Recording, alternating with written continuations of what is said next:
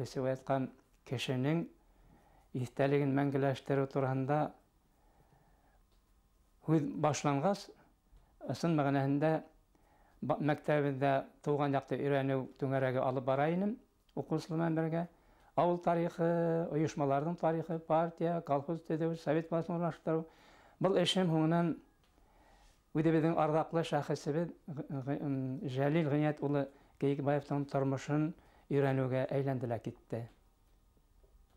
Ысын мәғәнәһендә минең бөтә ғүмерем, 40 йылға яҡын ғүмерем бына ошо арҙаҡлы шәхесебеҙҙең тормошон өйрәнеүгә бағышланды тип әйтһәм дә һис хата булмаҫтар тим инде. Жәлил Кейекбаев замандаштарының иҫтәлектәренән оло ғалим, илһамлы шағир, тапҡыр телле ҡубайырсы, юр һүҙле әкиәтсе, оҫта тәржемәсе булараҡ күҙ алдына баҫа. Оло быуын вәкилдәре уның мандолинала йәиһә пианинала уйнап үҙе йырлағанын да һағынып хәтеренә төшөрә. Тиҫтәләрсә йылдар аша бөгөн дә уның йыры яңғырай.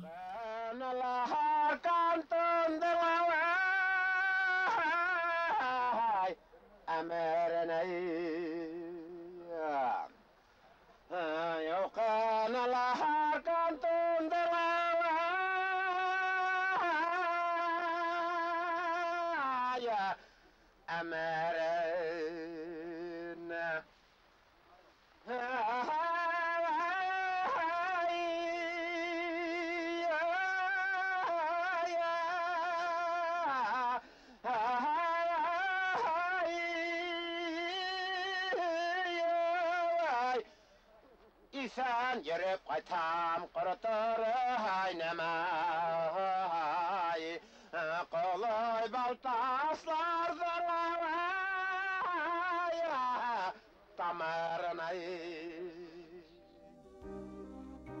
Жәлил Кейекбаевтың художестволы ижады Бөйөк Ватан һуғышы йылдарына ҡарай. Уның үҙенең яҡташы, Советтар Союзы геройы Зөбәй Үтәғолов тураһында, шулай уҡ Советтар Союзы геройы Александр Матросов хаҡындағы әҫәрҙәре тап ошо осорҙа яҙылған. Сәйет Бабала уҡытҡан осоронда яҙылған «Туғандар һәм таныштар» романын әҙәбиәт белгестәре башҡорт прозаһында оло бер күренеш булды тип раҫлай. Үкенескә ҡаршы, был роман яҙыусы үҙе иҫән саҡта нәшер ителмәгән. Романдың 60-нчы йылдарҙа ҡайтанан эшкәртелгән икенсе варианты ла булған, һәм ул ғөмүмән 100 йыл исемле дилогия тип уйланған тиеүселәр ҙә бар. Тарихтың 100 йыллыҡ барышын һүрәтләргә ынтылған яҙыусының ижади пландары ярты юлда туҡтауы үтә лә үкенесле. «Туғандар һәм таныштар» романының һуғыш осоронда яҙылған тәүге варианты иһә 1975 йылда ғына баҫылып сыҡты. «Ағиҙел» серияһында роман урыҫ телендә лә нәшер ителде. Жәлил Кейекбаевтың бөтә хикәйәләрен, әкиәттәрен, повесть һәм очерктарын, шиғырҙарын, ҡобайырҙарын һәм тәржемә өлгөләрен бергә туплап, айырым йыйынтыҡ сығарыу зарурлығы иһә һаҡлана килә.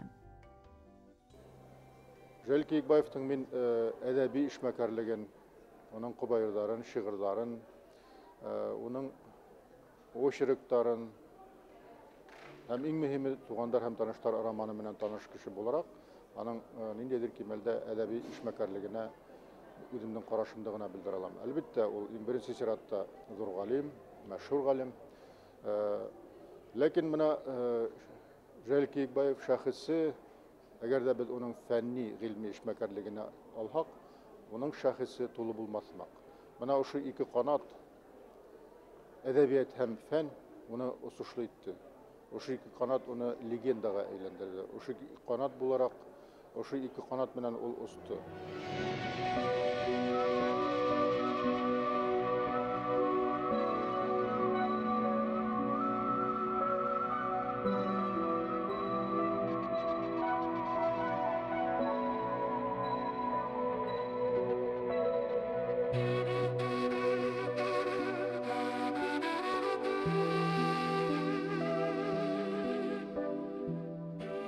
Башҡорт дәүләт университетында Башҡортостан Республикаһы Фәндәр академияһы, Мәғариф министрлығы, Тарих, тел һәм әҙәбиәт институты менән берлектә ойошторолған ғилми конференцияла Жәлил Кейекбаевтың тыуыуына 95 йыл тулыуға арналды.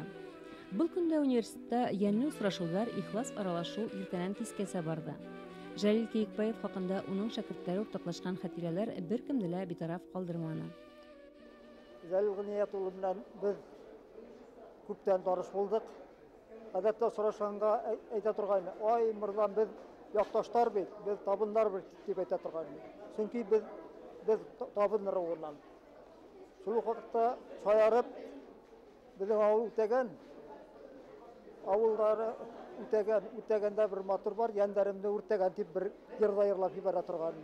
Һәр хәлдә Җәлил Гыният улы искитәрлек ябай кеше иде. Нинди үзенең дәрәҗәсе зурлыгына карамастан, ниндидер анда теге һавалык фәлән булманы, яшьләргә бик игътибарлы булды. Менә мин яшьтән үк Җәлил Гыният улының канат астында үстем дип әйтә алам. Кәңәшмәнең эшендә катнашучыларны Башкортстан Республикасы Хөкүмәте исеменнән Мәгариф министры Зөһрә Рәхмәтуллина котланы. Пленар утырышта профессор Марат Зайнуллин олуг галимдең фәнни эшмәкәрлегенә кыскасы байкау яһап, уның исемен мәңгеләштерү җәһәтеннән тәкъдимнәрен уртаклашты. Мәсәлән, әлегә университетның үзендә генә тапшырыла килгән Җәлил Кәекбаев исемендәге стипендияны югарырак кимәлгә күтәреп, уны башка югары уку йортларының гуманитар факультетларында ла түләү урынлы булыр дип исәпләй Марат Вәлиулы.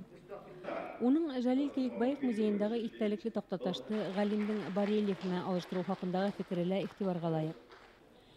Кәңәшмә эшендә галим язучының туган ягыннан Гафури районында килүчеләр катнашты. Делегация итәкчесе район хакимиятенең бүлек мөдире Галинур Калмурзин юбилей фанлы районда булып үткән саралар турында һөйләп үтте. Гыйльми-гамәли конференциялар билдәле галимнең тормышын һәм эшмәкәрлеген төрле яклап аскан докладлар тыңланды. Халыктың язмышы бөтәһеннән элек уның теле белән, айрылса әдәби тел белән бәйләнгән. Әгәр дә югары үсешкән әдәби тел булмаһа, бу халыктың яшәү көсе, ягъни потенциал көсе булмай. Ул дөнья кимәлендәге цивилизацияга өлгәшә алмай. Менә шул вакытта Җәлил агай ошондай ныклы проблемалар, төпле проблемалар хакында уйлап яшәгән. Кызганычка каршы ул бик әз яшәне. Әмма шул 25 ел дәвам иткән иҗат усырында ул баһалап беткән зур эшләр эшләнә. Ошо конференцияга карата әзерләнгән материалдар аерым йыйынтык итеп нәшер ителәсәк. Пленар утырыш адагында уның йомактары буенча тәкъдимнәр кабул ителде. Конференция эшендә бик күп галимдар катнашты. Әйтәйек, яшь галимнәрнең катнашуы 45 яшь галим катнашты. Уларның ошо рәвешле безнең эштә актив эшләве, минемчә, улар өчен дә бөтәһесен дә файдалы. Bundan tыш студентлар, менә бүген безнең конференциялар бик күп студентлар булдылар. Минемчә, фәнебезнең киләсәге өчен ошо рәвешле, шундый кимәлдәге конференциялар һәр вакыт файдалы булыр. Һәр галим үзенең эшен артабан дәвам итәргә ышанычлы алмашлар әзерләү хакында алдан уйлана. Яшьләрнең һәләтләрен вакытында тоемлап, фәнни эшкә алыштыру өчен күп күз сарыф иткән Җәлил Гыният улы. 200-гә якын фән кандидаты һәм доктор әзерләгән остазларын олы хөрмәт белән искә алган шәкертләре иһә үзләре лә бүген мәртәбәле дәрәҗәләргә лаек шәхестәр. Җәлил Кәекбаев минем өчен олы галим, кеше буларак та, шагыйрь буларак та, язучы буларак та үлемә иң якын шәхесләрнең бере. Мин уның студенты булу бәхетенә ирештем. Ул бездә университетта укганда безгә башка телнең тарихи грамматикаһы, төрки телләренең сагыштырма грамматикаһы курсларда укыды. Университет беткәчтә минем язмышымда ул бик зур роль уйнады. Һәм ошо бүгенге көндә башка тел гыйлем өлкәһендә эшләйм икән, ниндәйдер бер уңышларым бар икән, мин Җәлил Кәекбаевка бурычлымын. Бөтә гомерен фәнгә, башкорт мәдәниятенә һәм мәгарифенә багышлаган Җәлил Гыният улы Кәекбаевның исеме халык хәтерендә. Өфөлә, Гафури районы үзәгендә, Каранъелга авылында Җәлил Кәекбаев исемендәге урамдар бар. Гафури районында уның исемендәге премия, Башкорт дәүләт университетында ошо ук исемле стипендия булдырылуы. Республика матбугатында галимдең тормышы һәм иҗады хакында басыла килгән мәкаләләр дә милләтебезнең горурлыгы булган олы шәхесебезнең исемен мәңгеләштерү җәһәтеннән аткарылган бурысыбызның әлегә бер өлеше генә ахыры. Исемен бөтә дөньяга таныткан ардаклы галимнең йорт музее зуррак итеп үзгәртелә калса, уны ата-бабалары корган җирдә яңарту урынлы булыр һәм. Һәр хәлдә әлегә урыны билдәле нигез һаман да уның эзләрен хаклый төсле. Хуклангыз гомер кисергән. Вафатынан һуң тиҫтәләрсә елдар узһа ла исеме халык телендә калган ябай авыл малаеның абруйлы дәрәҗәләргә ирештергән фән уфуктарына юлы тап ошо һукмактан башланган бит. Димәк, уның рухы ла ошо нигездә. Гыйльми-гамәли конференция Җәлил Кәйекбаевның шәхесен тагы ла тулырак күз алдына бастырырга һәм баһаларга ярдәм итте. Олы галимнең фидакар эшмәкәрлегенә һәм ысын мәгънәһендә халкына багышлаган гомеренә кызыксынулы караш һаклануына Җәлил Кәйекбаевның варислары ла ихлас рәхмәтле. К сожалению, моя память не сохранила образ отца. Единственное, остались такие светлые воспоминания из далекого детства, когда мы с ним гуляли в парке Якутова, который находился рядом с нашим домом. Он часто брал меня на прогулки, и у меня осталось в воспоминаниях его теплота его рук, потому что он держал меня за руку. И по возвращению домой я всегда нюхал свои ладошки, они пахли табаком. Отец очень часто много курил, и у меня вот восприятие своего отца осталось на таком, я бы сказал, таком детском уровне.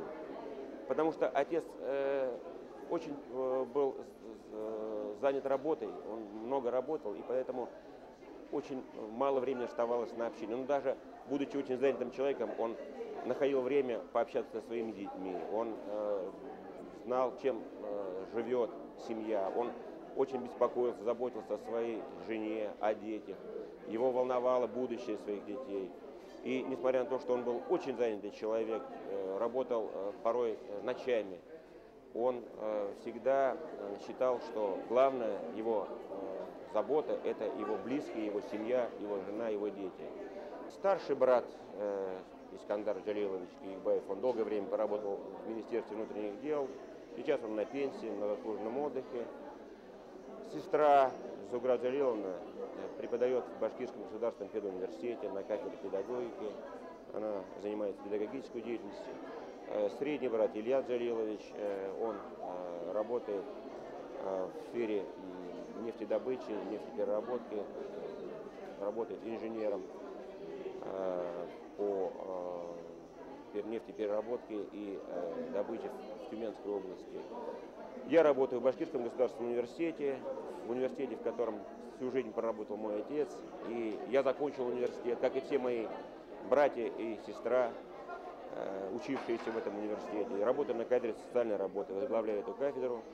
И действительно мне приятно осознавать, что я работаю в университете, где работал мой отец. Мои дети, студенты, дочь и сын учатся в Башкирском университете, на факультете философии и социологии. То есть уже третье поколение Кәйекбаевых учатся в стенах нашего славного, знаменитого Башкирского государственного университета. Вот, может быть, даже этим мы продолжаем традицию моего отца. Һис шикһеҙ үҙенең исемен донъя кимәлендә таныткан, төрлө өлкәләрдә берҙәй уңышлы, емешле эшләп халҡының ихтирамын яулаган, ерҙә яҡты эҙ ҡалдырған ғалим яҙыусы Җәлил Кәйекбаевтың фәнни һәм ижади мираҫы Башҡортостанның тарихи һәм мәҙәни юлъяҙмаһында тейешле урында ҡалыр, йылдар бейеклегенән тағы ла баҙыҡлана ғына барыр.